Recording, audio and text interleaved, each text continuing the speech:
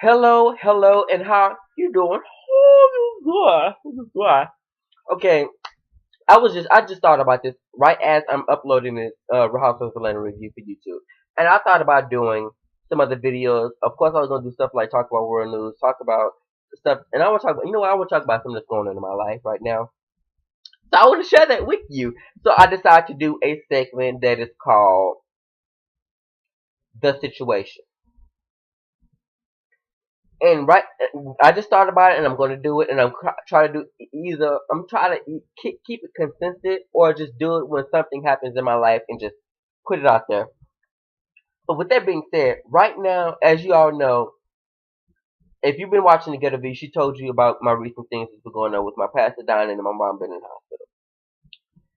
We're still dealing with that because not only was that my pastor, but that was my everything. He taught me everything I know as far as ministry, preaching, being humble.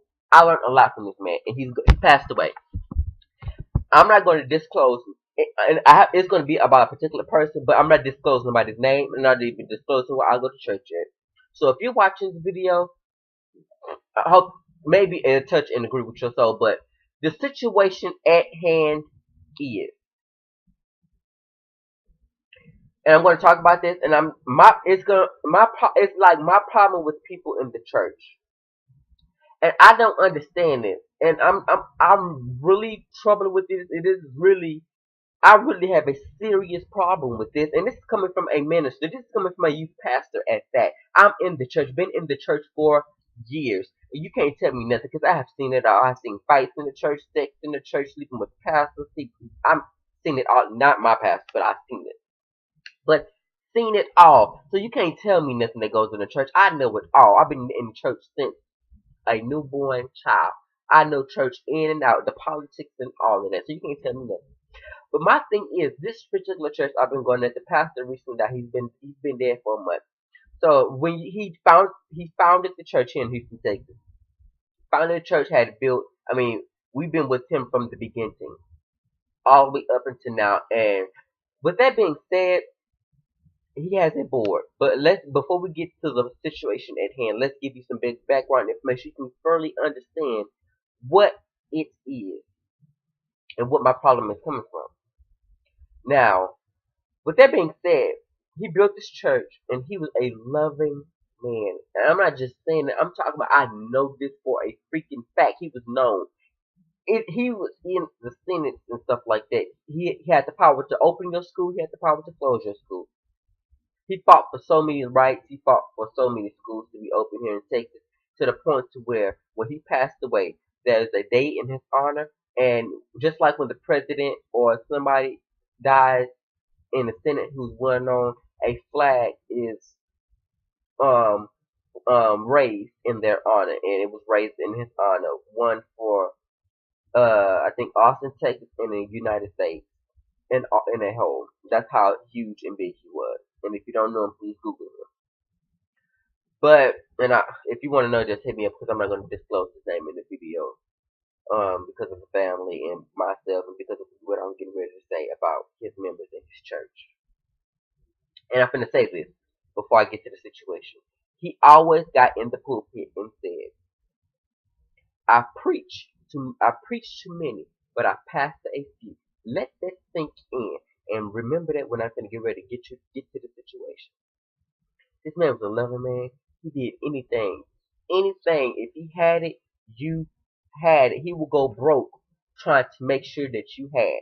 And with this being said, we've been with this man. He's been the rock to our family and my family.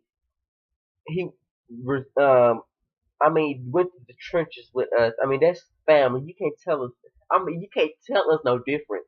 But my problem is, and this just happened, and it's a whole bunch of BS going on with him passing. So you already know what goes on with the family when somebody passed, and you already know now that he's this church. You know, many pastors in certain denominations, not many pastors found this church anymore. A lot of people put in application for a church board, like a pastor who passed, or if they vote the pastor out because of the board of certain situations, so another pastor apply for their church and get it and go from there. He founded this church, so it's nothing. He didn't. and he's over many organizations. So with that being said, we have a board. All church has a board where they vote in, vote out, where they don't like, and the pastor makes the final decision, or the board makes the decision, however they go. Now this man has been dead for a year. The family is still grieving. We're still grieving. The church is still grieving. At this point, the church is starting to decline because right now he was so good, and the church was founded under him. It's almost like nobody can replace him. Nobody can get up there, and we can be receptive to them. It's like, where do we go right now? This church is going through. We don't know what to do right now. So basically, the minister staff, his minister staff, which he believes in so much, right now are running the church as far as make sure sermons is done, make sure things are being met. And he also, his sister is over finances, been over for years. So with that being said, with him dying, they have family drama. I'm not talking about family drama. I'm talking about church because I'm a minister. I'm one of his youngest sons in the ministry who is there. So I have more than the right to say what I want when I need to say it, and want nothing to be said about it. And I have a mother and a father that is crazy, that you know, that mother who you know not to say nothing disrespectful to her children because she gonna get you together and she don't have to curse you out either. I have that type of mother. I have that type of father. But I'm groomed that way, so you know not to mess with me. You can look at my eyes and my facial expression when certain things are going on in that church and know that I'm not okay with it. So with that being said, one of our older deacons, one of the elders of one of the old deacons, still working in church. He was best friends with the pastor and everything. Got up in church and disclaimed that a certain situation that happened in the board, as far as changes, unauthorized changes, and bogus changes being made to that church, that pastor himself would not have agreed with and would not allow happen. But they feel that since he passed, that they can just going to run back church, and you should know that it's not going to happen because God's house is not going to be ran in any kind of way as long as I'm there. And God, if it's not done, if people don't realize when you do certain stuff in the church that are malicious, that is not of God and not from other pastors, you are playing. Y'all don't know how serious playing with God is. You are playing with your life. I don't understand how you not realizing understanding that. But let's get into the situation. At hand, there was a meeting, and there was some certain things said, and this lady said something, and remind you, this lady ain't been there 10 years. She was not there in the beginning, and she damn showing up. Excuse my expression with this Christian video, but not. It just pissed me off because I'm getting more and more mad as I'm thinking about it. This man's wife, which is the first lady, and this lady has done nothing to the church to harm anybody. She's never kept her husband away when he needs to go visit. She was always there. So what I'm finna get ready to say that this lady has quoted instead, I can't understand. And they just treating this lady any kind of way now that her husband is gone. And what you will not do, you're not gonna treat her no any kind of way because I'm a minister and I'm one of his youngest sons. So if I have something to say, it's gonna be said. And if I don't like something, it's gonna be said.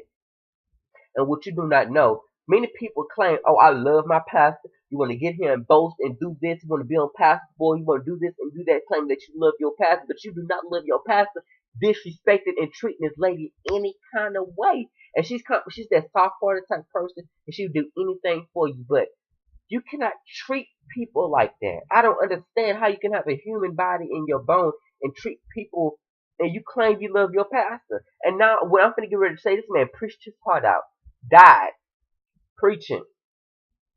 If he had man had 5 heart attacks in 1 month, and it's only 4 weeks in a month, and every other week it may be an extra week. So let's even this out. He had a heart attack for each week. Now he could have had 5 heart attacks in just 1 week, and that's still worse. That's even worse than the one in a week. Getting better than having a heart attack. Getting better than having a heart attack. Not even thinking about having a heart attack back and back and back because of drama going on. So that was the board meeting. Remind you, we was called for the board meeting, but we did not go because we do not get involved in church politics. The reason why we left the church the first time was because of church politics and because the church is now being ran as a business instead of a house of God. And that's just everywhere. There's just so many problems in the church. I can't even sit here and I can do a whole video of what's going on, and I'm just sitting here like, Are you serious? And remind you, the lady who's on this board, I would just say she's not qualified to say what you just said. You have no right to say what you just said.